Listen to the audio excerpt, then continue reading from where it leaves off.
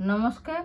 आज मु जलखिया खाया परोटा सागर कुंदूरी भजा करी मुझे गोटे कुंदूरी भजा करुच्ची से भाविले आपण मान संगे सेयार कर दिए।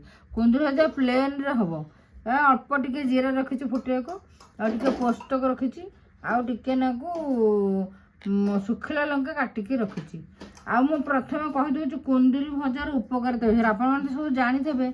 एवं डॉक्टर परामर्श दौरान कुंदूरी बहुत प्रकार पोषक तत्व अच्छी, फाइबर बहुत परिमाण अच्छी, आपको खाइले डाइजेस्टिव सिस्टम बहुत भल रहिबो। आउ रक्तहीनता भी उपकार आसीबो।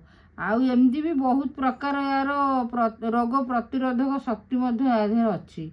डायबिटिक लोक खाइले बहुत भल, किंतु मु भाबुली जलखिया कौन करा भाई कुंदूरी प्लेन रे भाजीदे आ भाजुच आप देखु गैस लगेली कड़े सोरिष तेल 2 चमच देली 2 टेबल स्पून देली अल्प टिके जीरा पड़ला। आगे तो कुंदूरी आम ओडिशा रे केही खाउ नथिले, एखाने जो रोग बाहरलानी आ डॉक्टर भी परामर्श देलानी ए सब खाओ खाइबा मु बनौछु आपण देखन।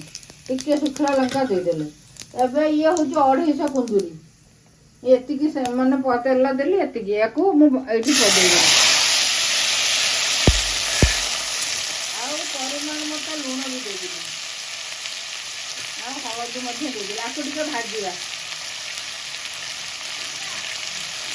आ पोस्टर केतବେଳେ देखी आपण भाबुछ ये गोटा कुंदूरी भजा कौन देखुଛନ୍ତି कि थरे एमतीका कुंदूरी एमती भाजिला पर यही समय पोस्तक टे दे पोस्तक देखी देखु आमती भजाटा टेस्ट लगे मत कमेंट रे जनइबे। बहुत बढ़िया लगे एमती पोस्तक भाजी तेल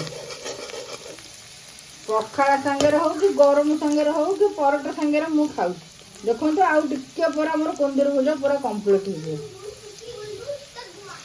देखो आम कुंदूरी भजा खाइबा पूरा कम्प्लीट आपण जहाँ सांगे खाइबे किंतु मु जाऊँ परोटा सांगे खाइबे प्लेटिंग कर देखो सांग मैंने देखु एवं तो कुंदूरी भजा हो आ परोटा भी आनी मु जलखिया परोटा सांगे कुंदूरी भजा खाऊँ। आपण मैंने थरे एमती परोटा सांगे खातु ना पूरी रुटी जहाँ सांगे खातु ना पखाड़ भात सांगे खातु जहाँ सांगे खातु एमती थरे पोस्तक दे साधार कुंदूरी भजा भाजतु केमती लगिला मत कमेंट रे जनातु।